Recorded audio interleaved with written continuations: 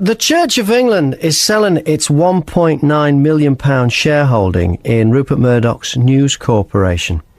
The Right Reverend Dr. Lee Rayfield is the Bishop of Swindon. He sits on the Church's Ethical Investment Advisory Group. Good morning, Bishop. Good morning, Graham. So why is the Church selling its bit of News Corp? It's basically because we have been very worried about the governance practices with News Corp over the last 18 months, 2 years, and in the light of the scandals that are emerging, we've... You're talking phone hacking? With them. Well, phone hacking's part of it.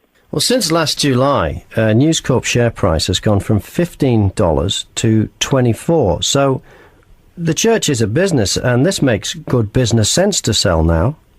That's not why we're doing it at all. You know, I mean, that you can always spin anything, Graham. We're doing it because we engage with companies. If there are things we're concerned about, we don't just sell our shares straight away. We bring those concerns to companies. For example, in the last year, we've engaged with 40 companies, and most of them have been face-to-face meetings, including BP 5 times, AstraZeneca. See, some people would say, like a company like BP, a fine company, but they're selling fossil fuels. How did you get to work this morning?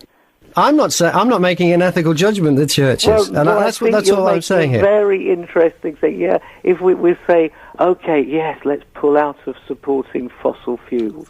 What we need to do is move away from fossil fuels to other sustainable... Let's talk about the News Corp situation. Why did the Church invest in News Corp in the first place?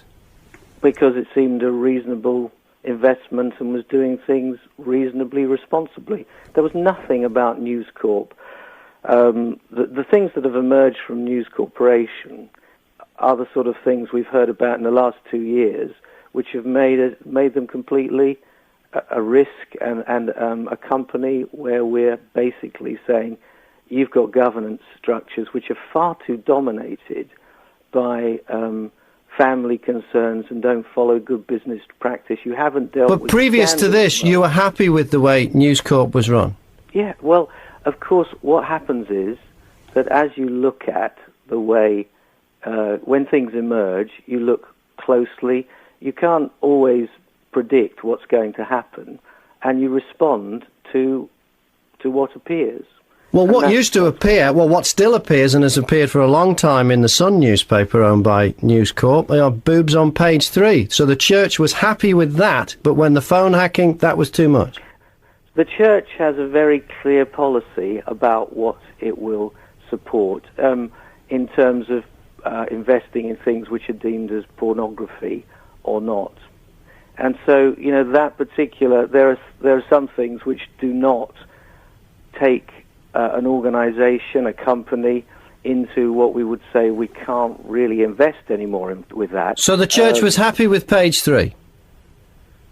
Look, that's the kind of answer. Of course, we don't want people to be titillated, but at the same time, we actually don't say, well, as soon as you do one thing that we do not agree with, we take our investments away. Because it's all about business, isn't it? Listen a minute, Graham. Listen. This is quite serious stuff, because what we do is whenever there is a concern we have over anything which we think is not going to be healthy, not going to be good for society, we have to have something which helps us to engage. The Church preaches against corporate excesses and massive bonuses. Yeah. About 10% of the Church of England's capital is invested with hedge fund managers. In fact, the C of E is one of the largest UK investors in an industry notorious for large bonus payouts. Why does investing in hedge funds have the Church's blessing, but investing in News Corp now doesn't? Let me pick up the thing about executive remuneration. Last year, we wrote to 200 companies about their executive remuneration policies. Did you pull out your investment from any of those, like you've done with News Corp? you don't seem to understand that these are processes of engagement. We actually get down and we discuss our concerns.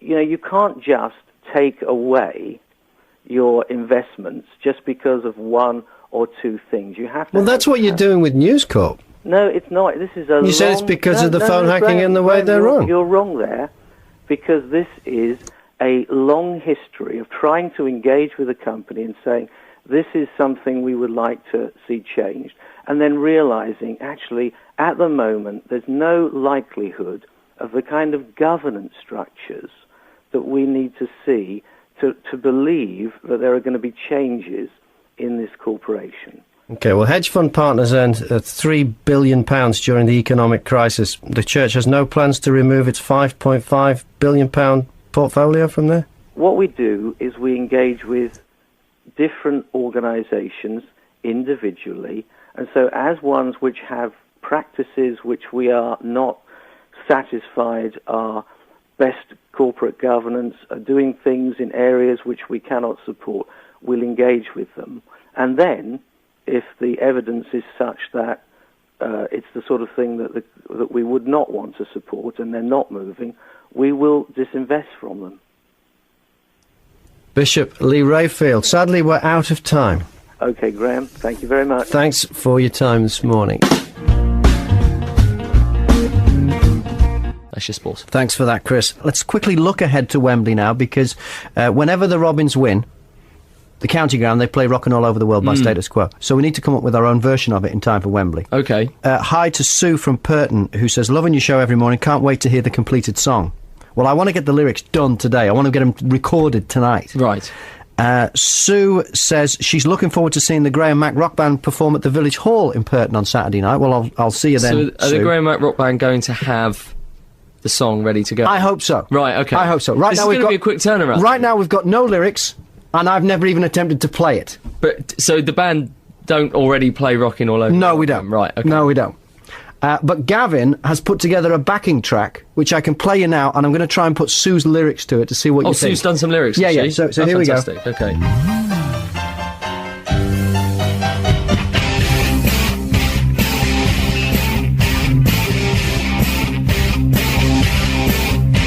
Well, here we are, and here we are, and here we go. We're off to Wembley with the Canio. Here we go.